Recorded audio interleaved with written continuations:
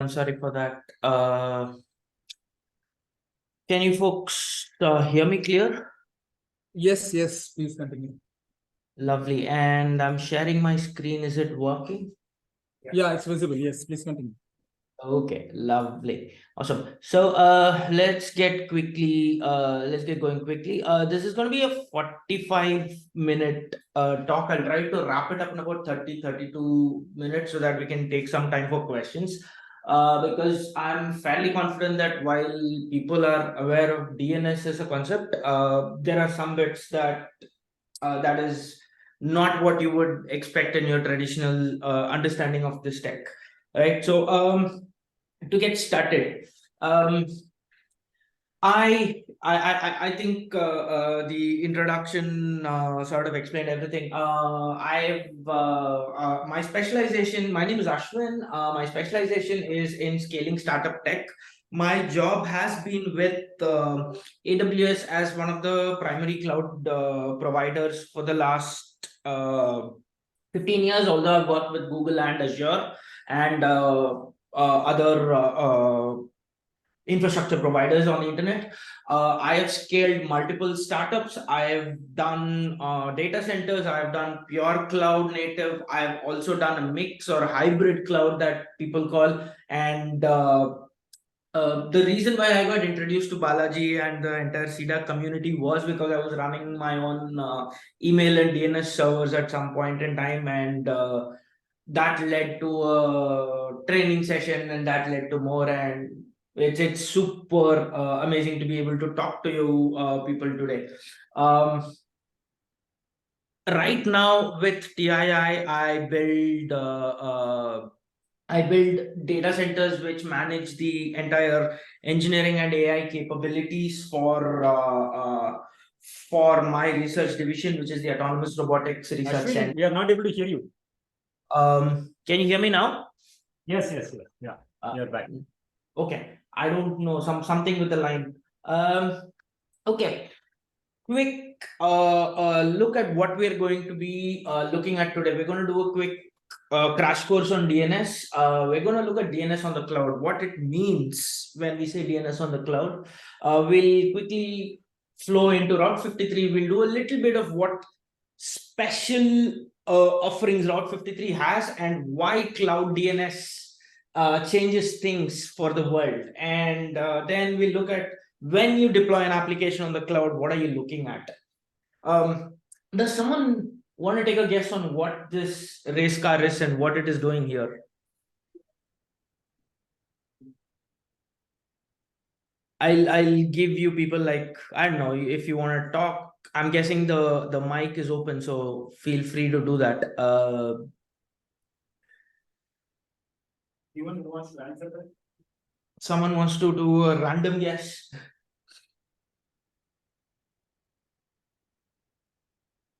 No, so you can. All right. So if you notice this race car, it doesn't have a cockpit. This is the autonomous race car that we are building for a racing event called the Abu Dhabi Autonomous Racing League. The idea is to take a race car, make it completely driving, make it completely self-capable, and put it on a racetrack and race it with 10 other teams. The smaller idea is that the bigger idea is to build systems that can respond in microseconds and milliseconds, so that tomorrow in future we can hopefully have safer driverless cars, right? So that's a very, very quick hi hello on that. Now going to the main topic, history of the DNS. So do you know how DNS started? Computers weren't talking to one another when the initial computing concepts were built, right? At DARPA.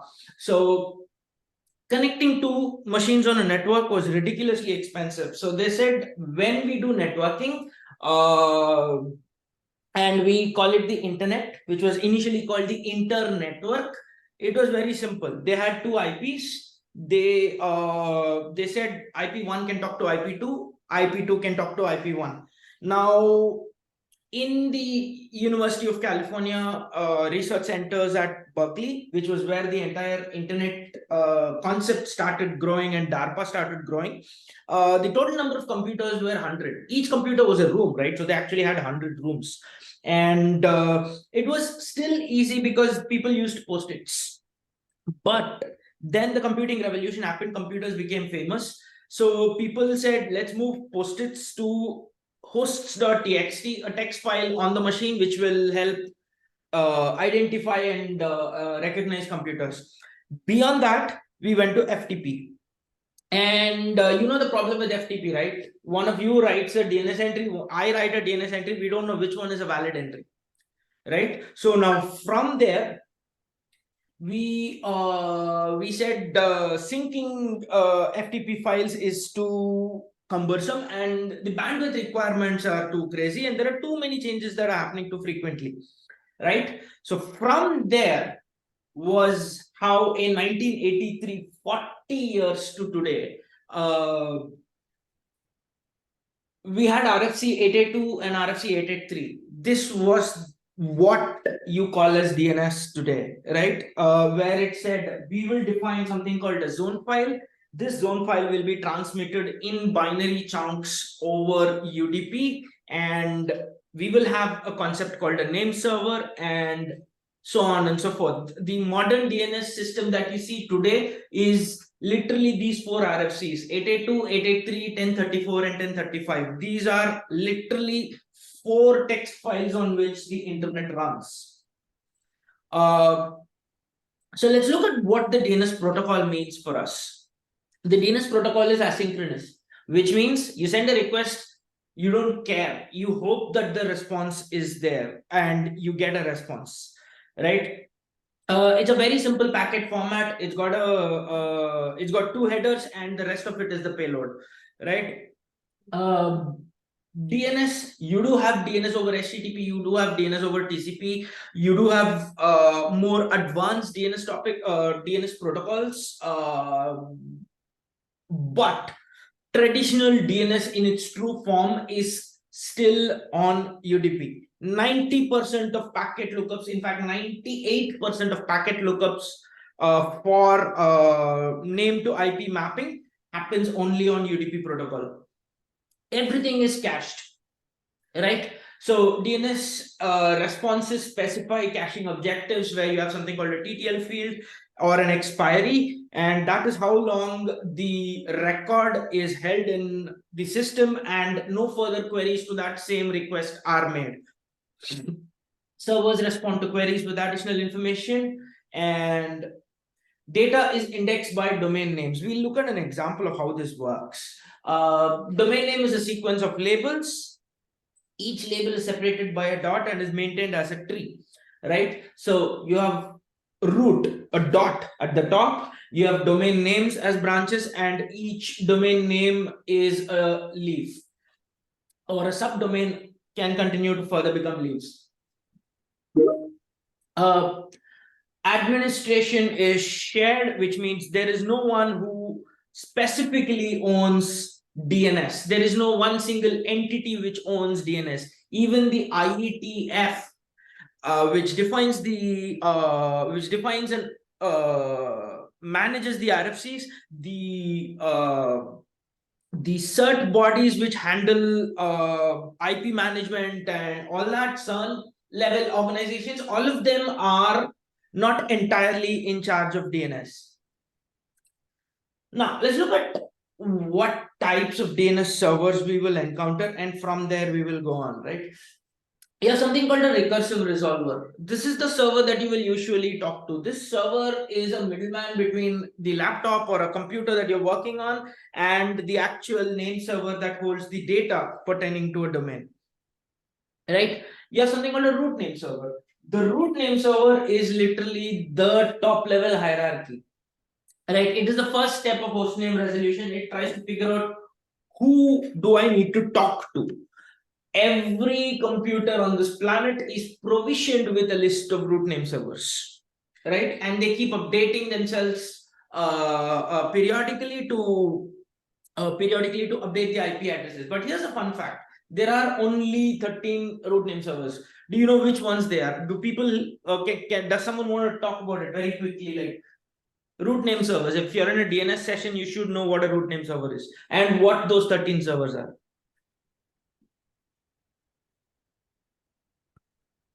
Do you know that?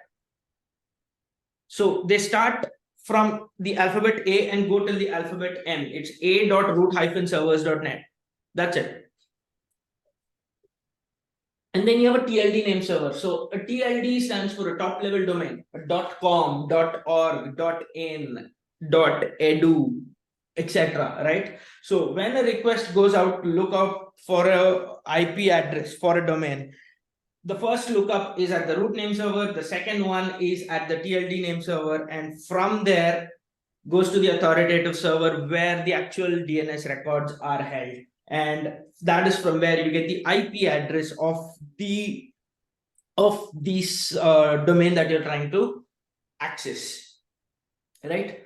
Now, DNS terminology. What are we looking at when we say DNS? We say zone file, right? A zone file is a file, it's a plain text file. Anyone can actually look at a zone file and read it directly by opening it in Notepad. And if there is a DNS workshop that you're attending at CDAC, that is one of the first sets of things that you will build when you when you work on your DNS techniques. So it's a file containing a mapping of different domain names to IP addresses. Whatever, google.com, 8.8.8.8, cloudflare.com, 1.1.1.1. So that's the kind of mapping that you get. Then you have the records, which is individual entries of a domain and an IP address. You have a TTL. You have 5 different kinds of TTL. You have a refresh TTL, you have a expiry TTL, you have a no cache TTL, and so on. And sorry, was that a question? Balaji, was that a question? No. Can I continue? Yes, sir. Tell me. Was there a question or can I continue? No, please continue. All right, lovely. So when you want to look up DNS records away from how a traditional browser does it, then you use the command dig, right? So digging for cdac.in, this is how dig responds. It says that the my resolver asked for recursion, my resolver got recursion. I asked one question, which is who owns or what is the IP address of cdac.in? I got one answer. This answer was not an authoritative answer, which means I got it from a resolver. I didn't get it from the actual source. And I got some additional information, right? So this is what the IP address of cdac.in is. The TTL is 1200 seconds, which means the moment I get that answer, I hold it for 1200 seconds before I go and ask for another time, right? How long did the query take? The query took 714 milliseconds. Who did I talk to? I spoke to a server at 1.1.1.1, right? This is your traditional DNS, right? Now let's see how it actually dug through. The browser went to a recursive resolver. The recursive resolver went to dot, which is the root name servers. From there, it checked what the top level domain is. The top level domain wasn't a .com, was not a .net, was not a .org. It turned out to be a .in. So it went and asked the .in TLD to give it information about CDAC. So TLD said, hey, CDAC as a domain is held at point A. So it went to that server and it said, hey, I want to know the fully qualified domain name ending with www.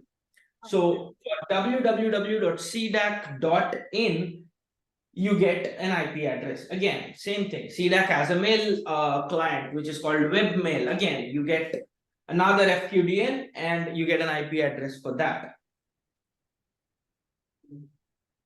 So far, this is a very quick crash course on DNS. Do you have questions? Because right from here is where things get confusing. I can hold for a minute before before we go ahead? If there are questions and you want to ask them on chat, that's okay. If you want to ask them on Zoom, you want to just unmute and ask the question, that's fine by me as well. And people who are at CDAC, if you want to ask a question, just raise a hand and probably someone can help you with it. Any questions? No, sir, you may continue, please. I think we'll Lovely. take questions at the end of the session. Lovely. I'm continuing. So this is the part where things get interesting, right? So now DNS is fine as long as you're running a decent sized organization.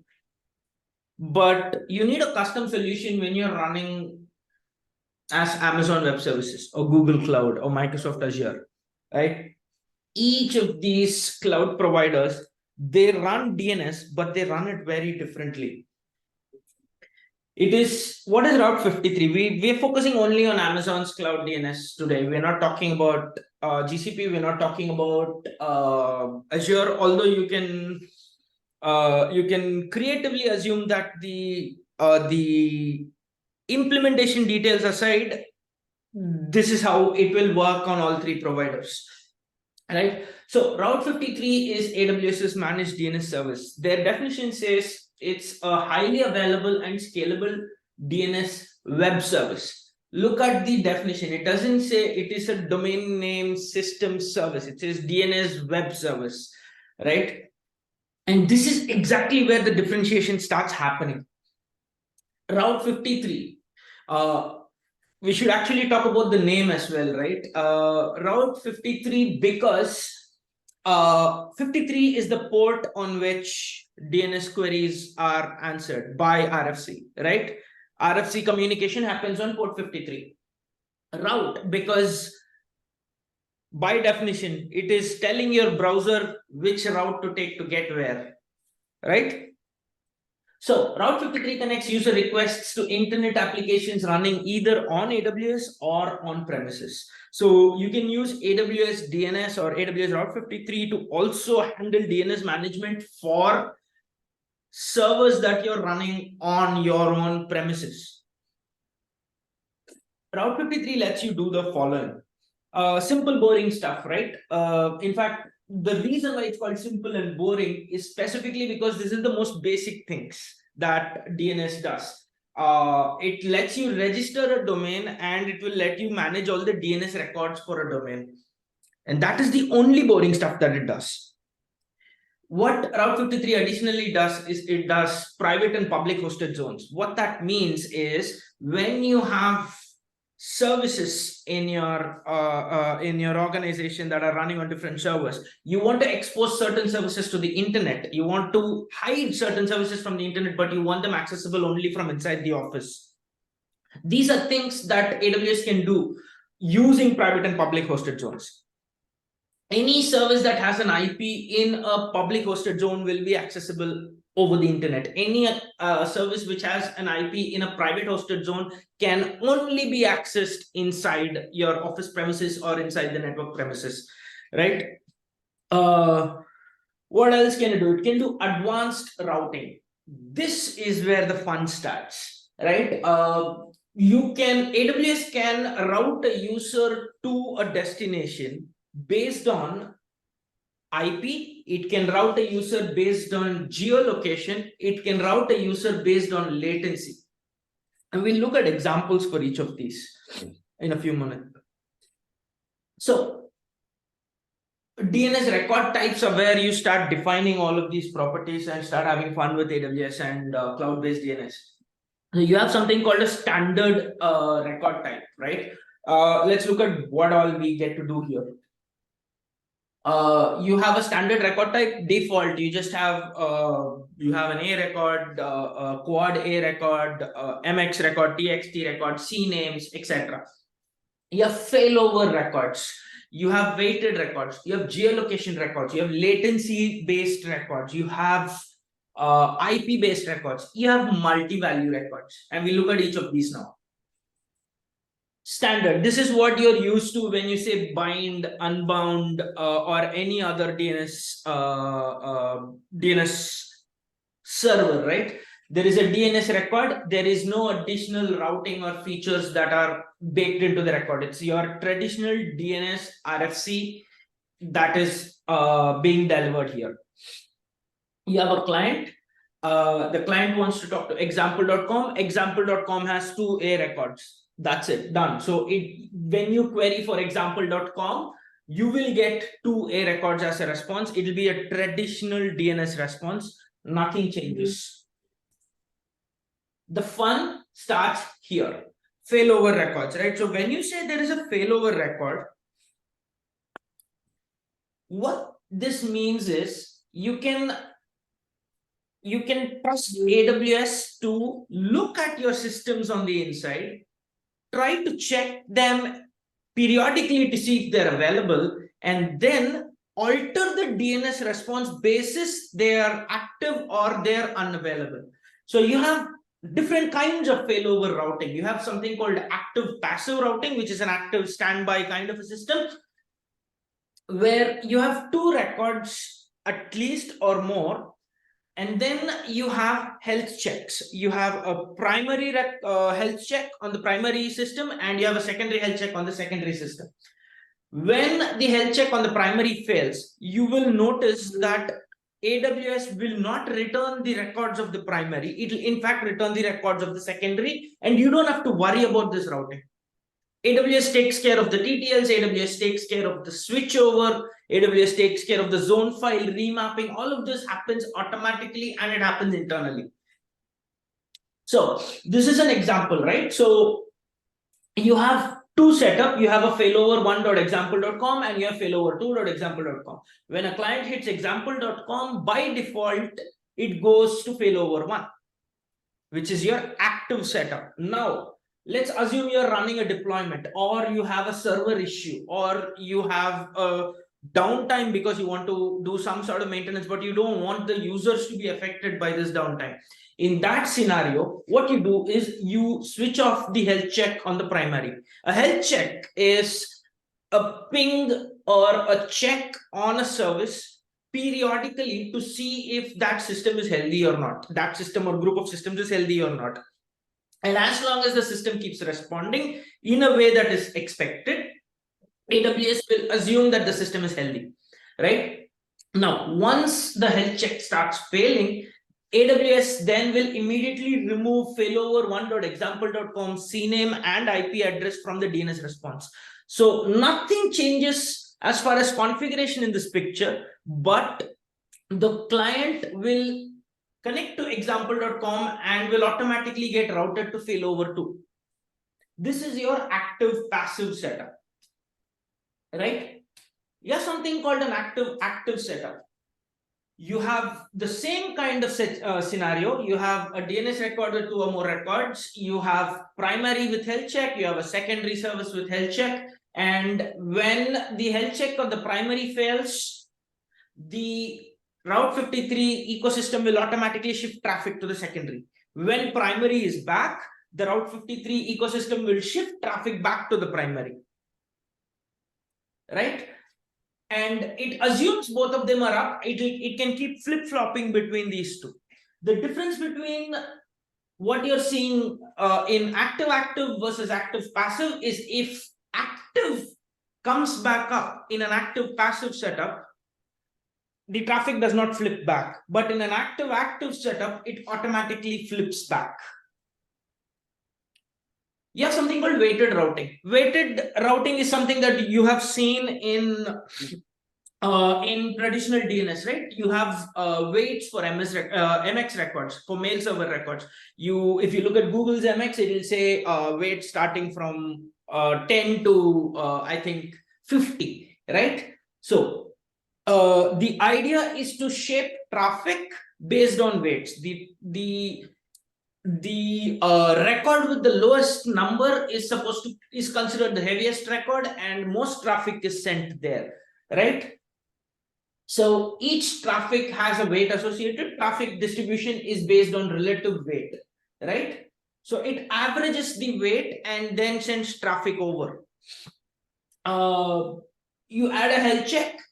What it does is then, given 5 records with different weights, if one of the servers behind one of the records doesn't work, it immediately removes that server from service and recalculates the weights and rebalances traffic automatically. Right? So if you say weight 50 for LB1 and LB2, it is actually transferring traffic. Every alternate packet is going to an alternate server.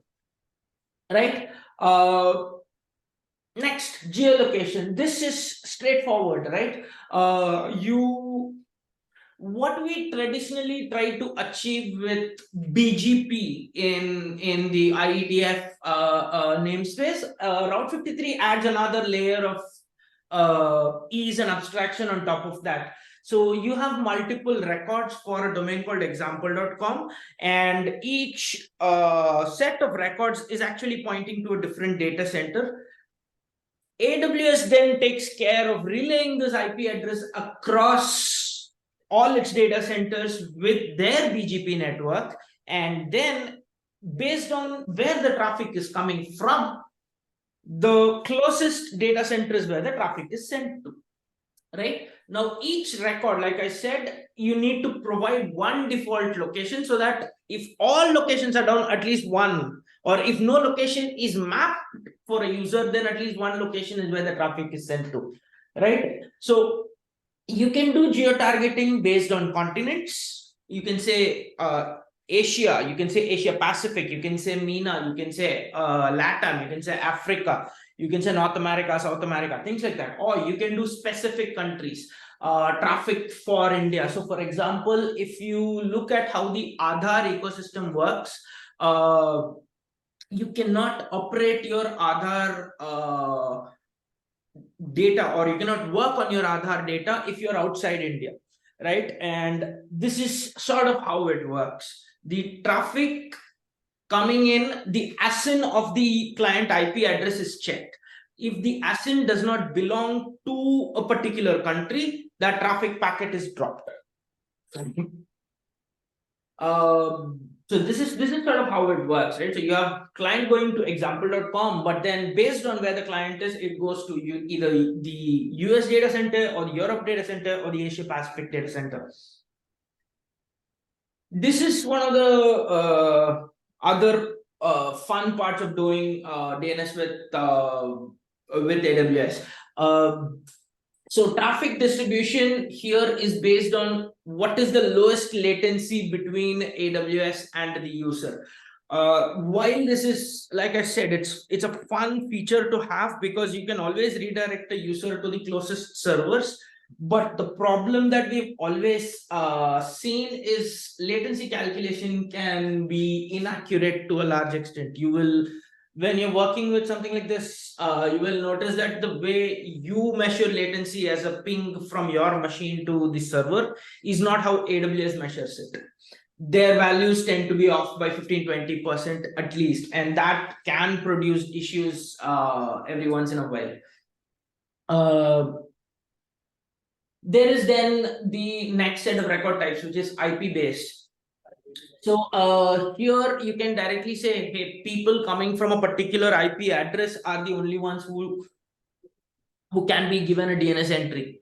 People coming from a particular set of IP addresses, like for example, if you are in the office and you want to connect to a particular domain for a service available on the cloud, you can do that with this. Multi-value is you can return multiple IP addresses for a particular domain. The difference is if you add a health check, this works slightly different from how a traditional DNS multi-value record works. In a traditional record, if you give 4 IP addresses to a domain, all 4 will be returned regardless. However, if you do a multi-value record on AWS with a health check, you can get 4 if all 4 are healthy, but if one of them goes down, then you will get only 3 records. Right? So AWS can filter out records on its own. And we've been talking about health checks for so long, right? So this is what it is, right? So AWS Route 53 differs from your traditional bind and unbound and any other DNS resolver for in one of the main aspects, which is health checks. So Route 53 as a service can actually go and monitor your services to see if they're healthy, and basis the health response, it can alter the DNS response for the clients that are asking it for information, right? So it can monitor an endpoint, it can monitor alarms defined on systems and services, it can do calculated health checks. So it can actually do a is service one up plus service one's latency is less than 500 ms plus database latency is less than 50 ms, and cumulatively it can tell you if a host is healthy or not. Monitoring endpoints, right? You can monitor it by protocol, you can monitor it by domain name, you can monitor it by IP, you can monitor it by URL. You can have advanced configurations for health checks, right? So you can figure out the time you need to you want to wait between two health checks. The lowest value is 10 seconds, I presume, but the maximum can be as high as 600 seconds. You can do string matching on responses. So if the service is returning something, you can actually do a check on the string in the header or in the payload saying, is it healthy, unhealthy? You can figure that out. You have failure thresholds. So having one failure does not mean the record needs to be eliminated. You can say that a service has to consistently fail 3 times, 5 times, 10 times for me to declare it a failure.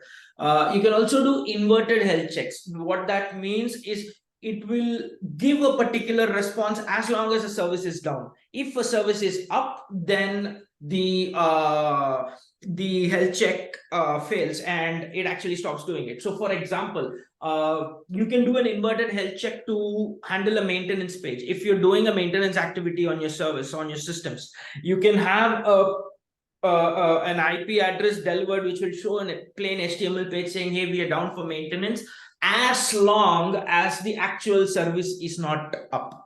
The moment the service is up, the IP of the service can be returned instead of the maintenance page.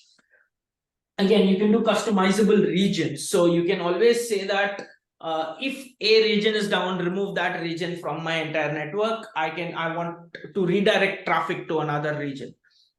So the last part, right? Why would you want to do something like this? Which app is a good candidate for a multi-region setup? The answer is it depends on how you architect them. But if you want to do active, this is what you need to keep in mind. You need to have stateless services. You need to have services with global data stores, or you need to have regional data store with a global replication setup. In this scenario, your data is always available globally. So you can actually flip a user over to a different service, and you're not doing any state-based user management. So your user can operate on another endpoint without even realizing, apart from a slightly slower response and increased latency time, right? Because like, for example, if you're in India and the India data center is down, I can redirect the user to Singapore. But apart from latency, as long as my services are stateless, my data store is replicated, I don't have to worry about it. What apps are good candidates for multi-region? If you want an active passive setup, then you have active compute, and then you have a cold or a warm data store in a second region. So you always keep the compute ready, you keep the data store preferably warm, but you keep it cold, and then you cut over. What that means is the system is usually not handling traffic, but it is ready to, and then you just flip the DNS over. And this is how we would actually do it, right? If you want to do a global active or an active passive setup. So you have a client going to example.com. That's all the client is told. But there is either a geo-based load balancer or a latency-based router. So it goes to geoexample.com. From there, the user is sent to us.example.com, which is where you have an active standby setup. You have USA, you have USB. if US goes down, then the user will automatically flip to either EU or APAC because the load balancer will check latency and geolocation, and one of these will be the default regions. In that scenario, the traffic can either be shared to EU A or EU B based on what is active. Same case for Asia Pacific, for example. Right? Do I have hints and tips? Yes. So small set of things that you want to understand very clearly is when you do the fun part about DNS is at least with AWS, it gives you way more power than we are traditionally used to in a DNS environment. What that means is now, since the DNS service is actually talking back to your application and switching on and switching off applications, you need to understand your application architecture before jumping in. You can't directly say, okay, fine, I'll set up active without understanding how your state machine works. Right? Route 53 unfortunately has one small problem, which is for a global DNS system, it can be accessed only in one AWS region. What that means is if that region has issues, you need to know how to handle AWS Route 53 from the backend, right? And one of the things that you do is you abuse your health checks in scenarios where you can't really figure out things, and there are some times where you have to force a cutover, right? And yes, you have AWS CLI commands, and that's how you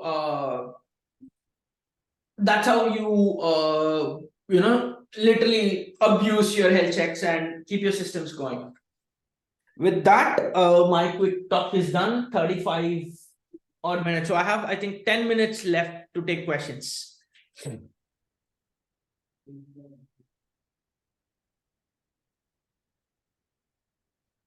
any questions? Yeah, right. So one question from my side, considering the cloud, DNS as a web service on a cloud, how is the privacy assured in that? Could you repeat that, because I'm trying to understand your question. Your question is loaded, so there is something more to it. Okay. For example, we have the DOH and DOT service on a conventional DNS to ensure privacy. Right. Similarly, in Route 53, how is the privacy ensured? So privacy as a concept is standard in the DNS world, right? But once the DNS records are made available, right, and as long as they are diggable, I think it is straightforward. Nothing changes between AWS Route 53 and the rest of the world. When it comes to operating the DNS zone itself, you have a lot of permissions and controls to restrict who can access, who can make changes to the DNS zone file, who can touch it, who cannot. You have auditability, you have history tracking, you have change tracking, all of that built in. Yep. Thank you. Any more questions? So there's a question from MCF. Am I audible? Yes. Sir, actually we are having our own DNS resolver here, and we are blocking various indicators of compromises as per the recommendations from like higher authorities, like certain and all. So sometimes what happens is like whenever like we are searching for something, like it will go to different name servers, right? So that name servers are blocked by IOC. Because of that, we are not able to like get the resolution of that websites. So any solution for that, sir, apart from whitelisting that? No, so traditional, see, how AWS handles all these additional features is an internal AWS implementation. But as far as talking to the DNS server from outside or from a machine or a client is concerned, right? That is standard port 53. That is allowed, sir, but various name servers like some AWS, like it will be going to some different domain names. So it will be while searching for name, it will go to like different domains, right? So few of those domains are actually blocked at our firewall level. So that is something that AWS cannot do anything about. See, it is a name resolver. It is not a firewall. It is not a firewall controller either. Okay. So At the end of the day, whitelist that from our firewall side, right? yes. So the domain, see, if a domain is managed by AWS, or if you're talking to AWS's name servers to resolve a domain, and its job is to take a name of a domain and see if it knows, and give you the IP address of that domain or whatever record it is that you're asking for. Apart from that, once the IP is in your hands, how traffic flows between your machine and that IP is on your side. That is not on No, AWS. that part I understood. We are not able to get the IP sometimes because of this blocking. So We are then resolvers. So what is happening is your internal resolver is blocking upstream requests. yes. So that is something that has to be configured by your internal resolver. So what will happen is your internal resolver, instead of say, for example, you're looking at example.com, you want to find out example.com. Your local DNS is a DNS resolver on your laptop is configured to use your Active Directories resolver, right? Now, our Active Directories resolver is returning 0000 for that example.com. It's either returning 0000 or it is returning an NX domain. Now, that is a configuration on your end, and not something that AWS is even remotely involved in. Okay. Which is good. Okay, sir.